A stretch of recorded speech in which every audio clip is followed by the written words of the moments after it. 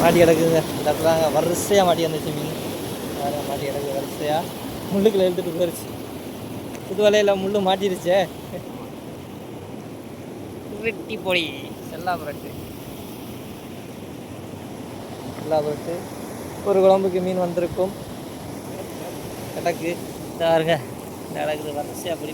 இது என்ன பிராமின் துண்டிக்கா இல்லை குழம்புக்கு தானே? குழம்புக்கு. அங்கிட்டு பிராமின் தெரியுதா என்ன?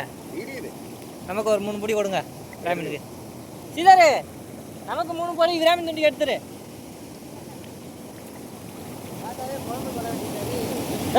ஐயோ ஐயோ ஓடிச்சு.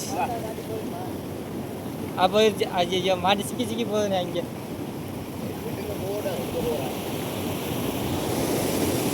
ஐயோ கிடக்கட்டும். நீங்கள் அங்கிட்ட எடுக்க. நீங்கள் தூண்டிக்கு ஏற்ற பொடியெல்லாம் கீழே விட்டுறீங்க. சரியில்லை. அந்த மூலையில் கிடக்குது 5-6 பொடி. நல்லபடியாக இருந்துச்சு. கிடக்குதாடா மூலையில்?